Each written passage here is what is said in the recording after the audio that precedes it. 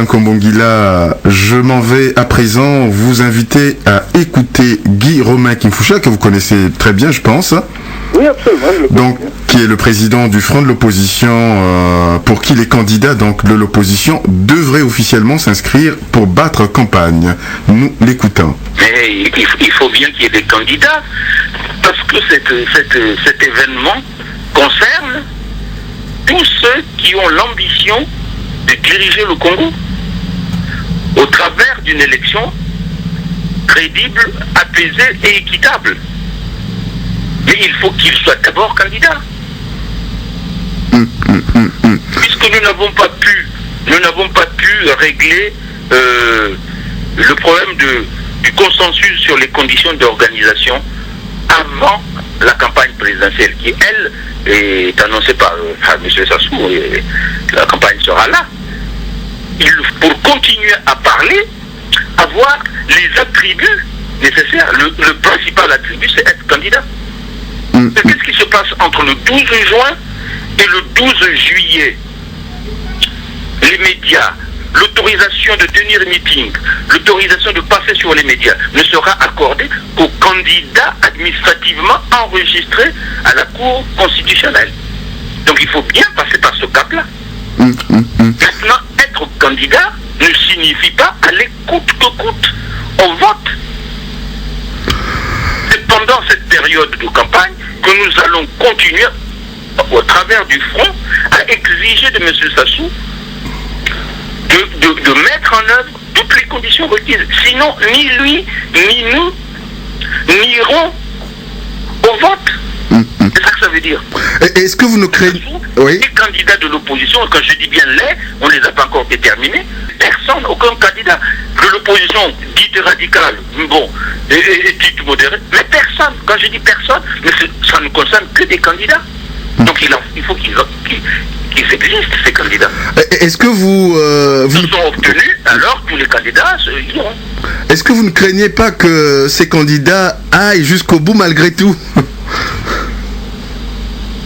Ça, c'est l'avenir qui nous le dira, hein, mais on ne peut pas... Si chaque fois qu'on annonce une idée où on voit son contraire tout de suite, on n'avance pas, on fait du surplace. Nous comptons sur l'engagement que nous avons tous pris de faire que ces conditions soient respectées. Je pense qu'il n'y a pas de raison de ne pas faire confiance aux chefs des partis qui composent le front.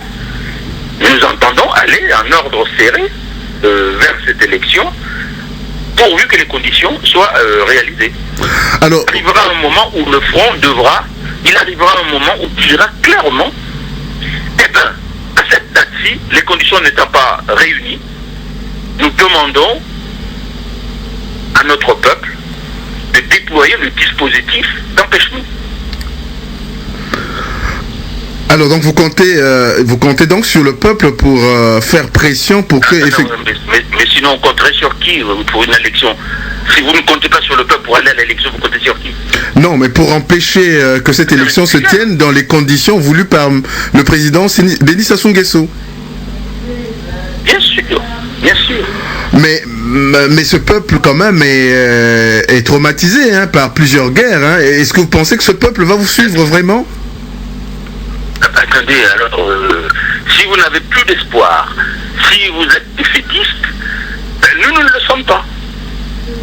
Parce que vous vivez très loin, et je crois que vous n'avez pas conscience de la gravité de la situation dans le pays et du drame que vivent les populations. Ils n'ont pas besoin d'aller pleurer sur les médias pour exprimer, ça se voit à l'œil nu. Ces gens-là, à qui on donne 2000 francs et des t-shirts pour se déployer, et qui prennent les 2000 francs parce qu'ils n'ont pas d'autre solution, ces gens-là, faites-moi confiance, le moment venu, ils exprimeront leur ras-le-bol. Mais en même temps, on entend par-ci par-là que ce même peuple ne se gêne pas de dire pour nous, ce qui est important, malgré tout, c'est d'être en paix et que le président ou le pouvoir en place peut faire ce qu'il veut.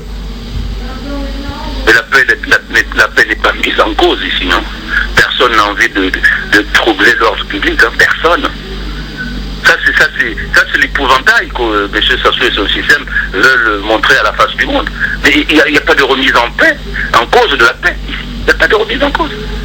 nous disons que ça y est, nous allons à la guerre. Nous ne sommes pas des vents en guerre. Hein. C'est lui qui importe les armes. Mais ça, vous le savez aussi. C'est lui qui les importe. Mais posez-lui la question aussi. Qu'est-ce qu'il fait avec ces armes? Alors, mais si d'aventure, vous me trouvez défaitiste, mais bon, je suis obligé de vous poser quand même des questions assez pertinentes.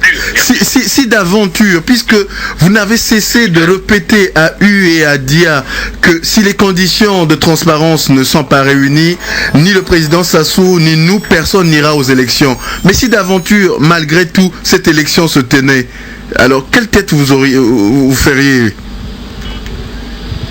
Le peuple nous jugera. Le peuple nous jugera. Dans tous les cas, le peuple appréciera.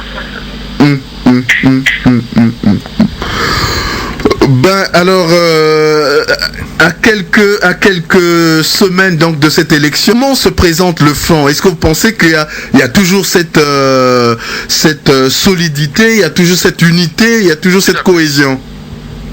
Vous parlez au président du front, je peux vous dire qu'au moment où nous parlons, le front est encore solide. Nous avons une réunion après-demain. Rien à l'horizon ne laisse penser qu'il y ait péril à la demeure. Parce qu'on a le sentiment que finalement l'argent coule à flot, hein, passez-moi l'expression. Il a toujours coulé à flot, hein, celui qui nous. Il a toujours coulé à flot. C'est le système de gouvernement de M. Sassou.